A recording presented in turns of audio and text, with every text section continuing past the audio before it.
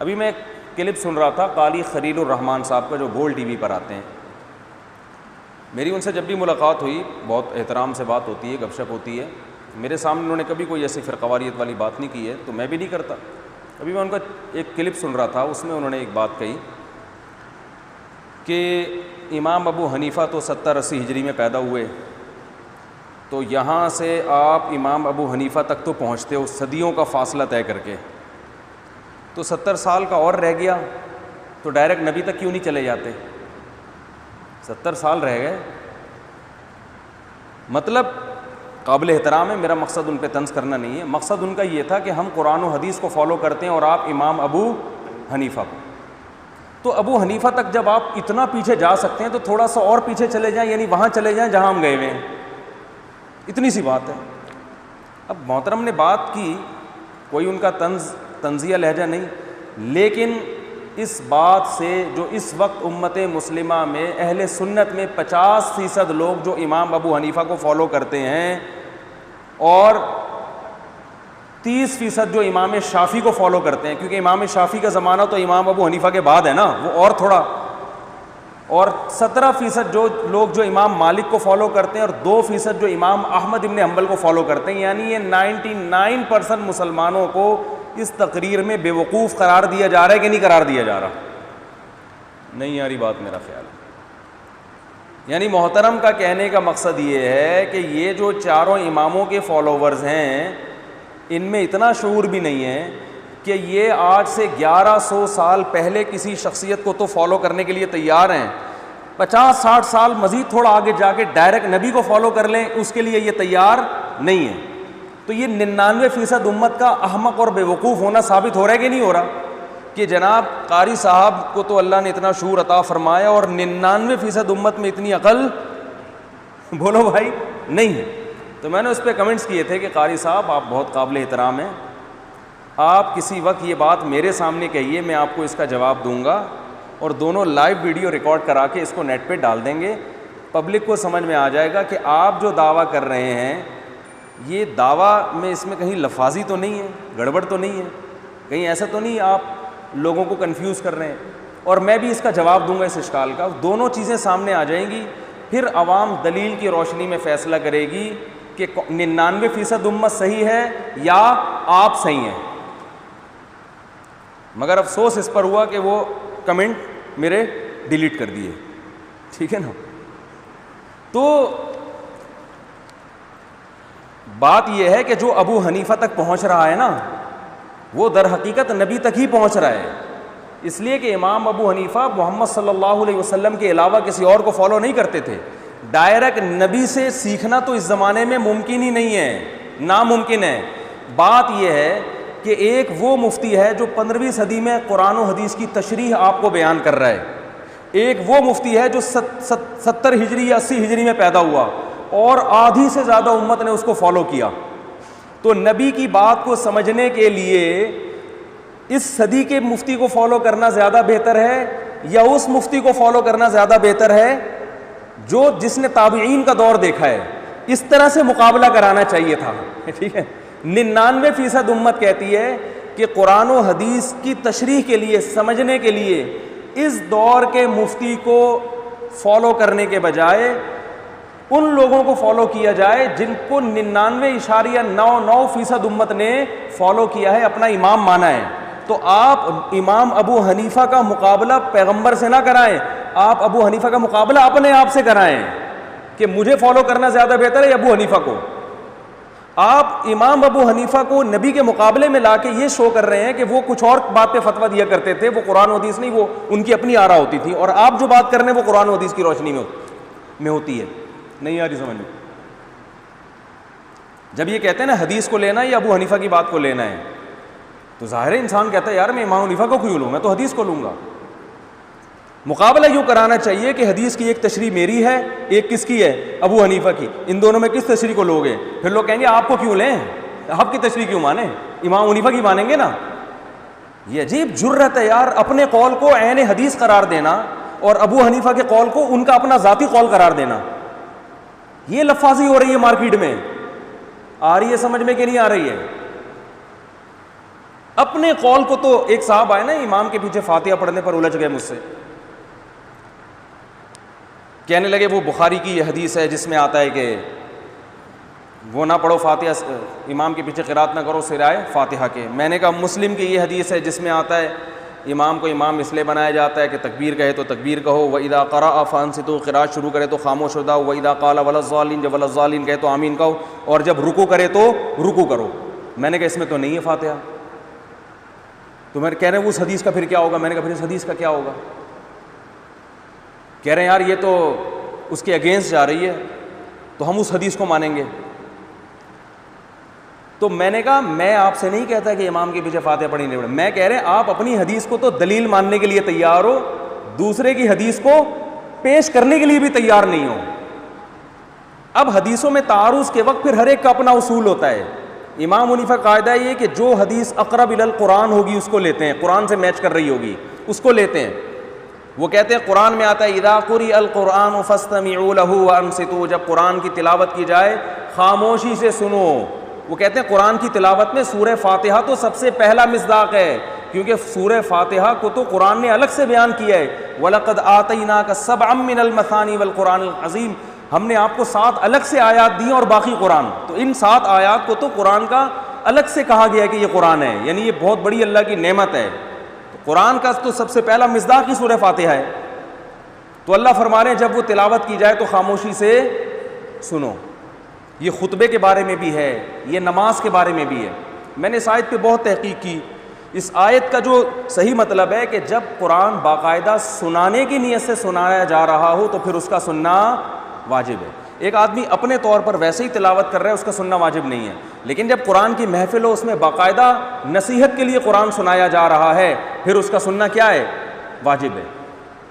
تو سورہ فاتحہ جب امام نماز میں پڑھتا ہے تو سنانے کے لیے پڑھتا ہے نا.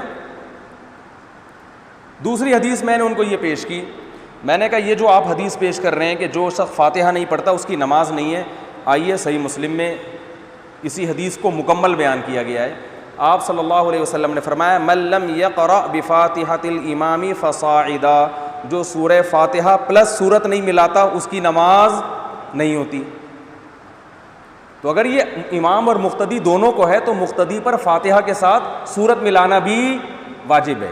میں فروعی مسائل میں تشدد کا قائل نہیں ہوں, لیکن ہمارے ہاں ایک فریق مسلسل اپنی دلیل کو دلیل مانتا ہے اور پھر اپنی دلیل کو کہتا ہے کہ دیکھو یہ نبی کا قول ہے اور یہ ابو حنیفہ کا قول ہے.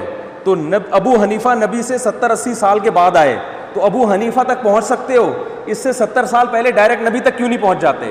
تو یہ لفاظی ہو رہی ہے, سمجھ رہے ہیں؟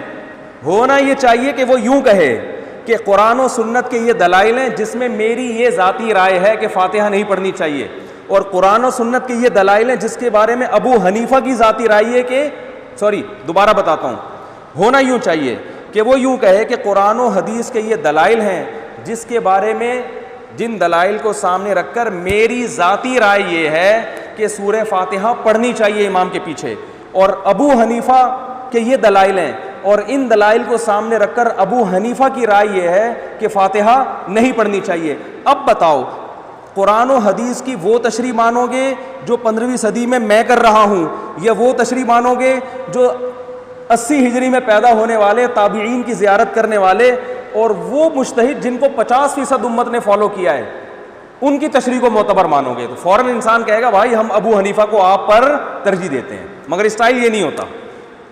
اسٹائل یہ ہوتا ہے کہ یہ حدیث ہے اور یہ قول ابو حنیفہ ہے, کس کو مانو گے؟ تو ظاہر ہے جب نبی کی بات اور ابو حنیفہ کی بات آئے گی تو انسان کہے گا میں تو نبی کو مانوں گا.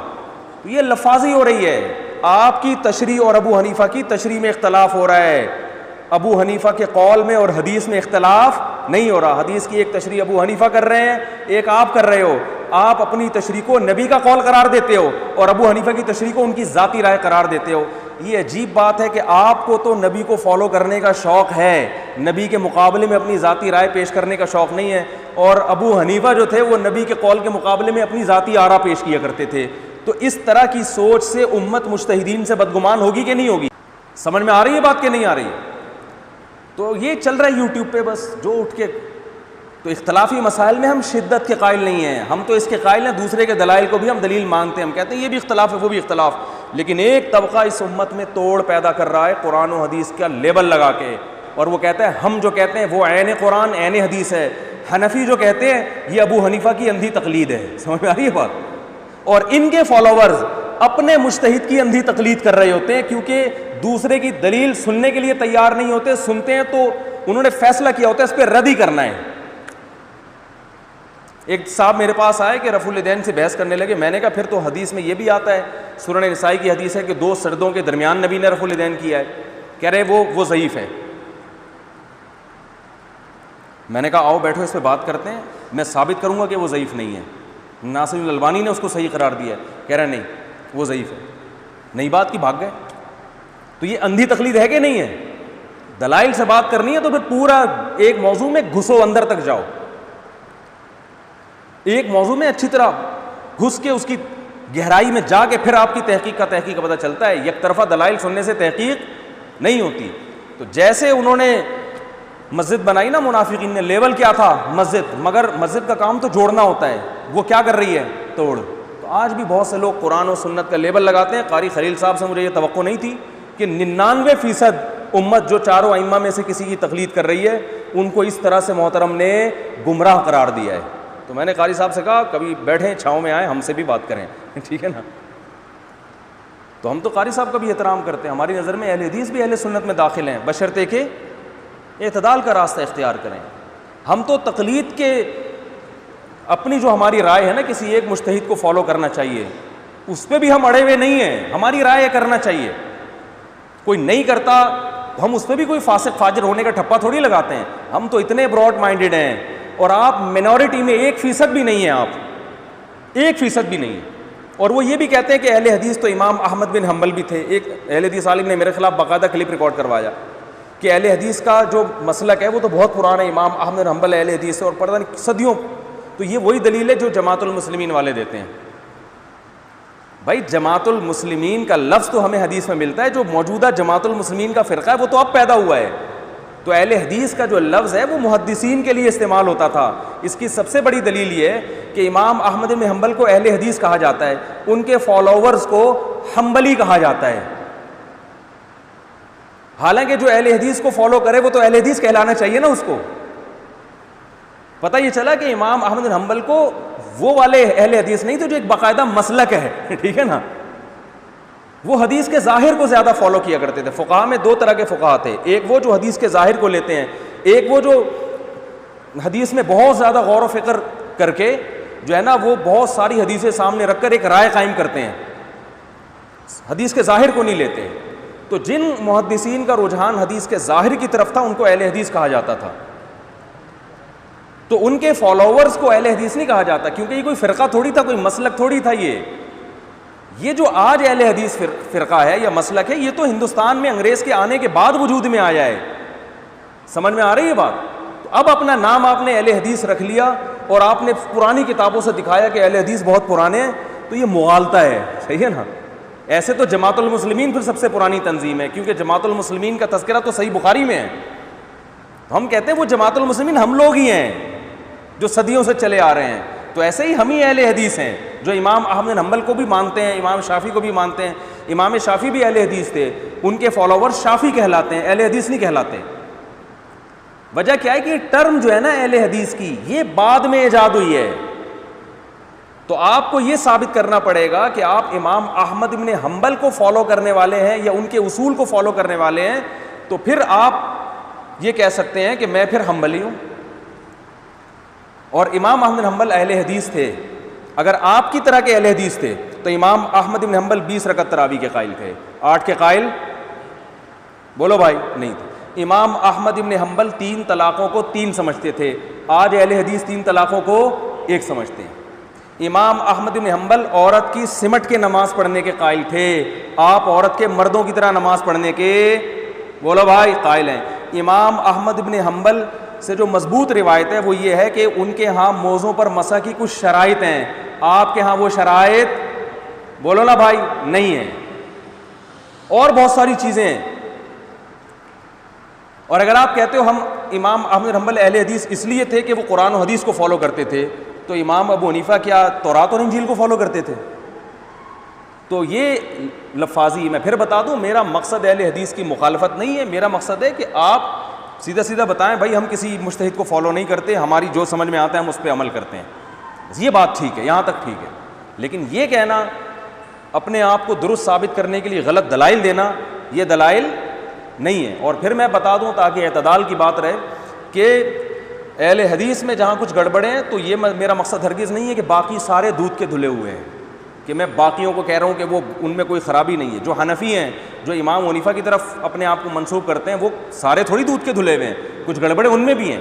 تو میرا مقصد کسی ایک فرقے کو ملامت کرنا اور دوسرے کو کہنا کہ یا میں جس فقہ حنفی کو فالو کرتا ہوں اس میں سارے سیٹ ہیں، ایسا نہیں ہے. ان میں الگ ٹائپ کی برائیاں ہیں، ان میں الگ ٹائپ کے مسائل ہیں، سب میں نہیں ہیں. جیسے اہل حدیث میں بھی سب میں نہیں ہوتے، یہاں بھی بہت ساری چیزیں ہیں جو میں بیانات میں بتاتا رہتا ہوں.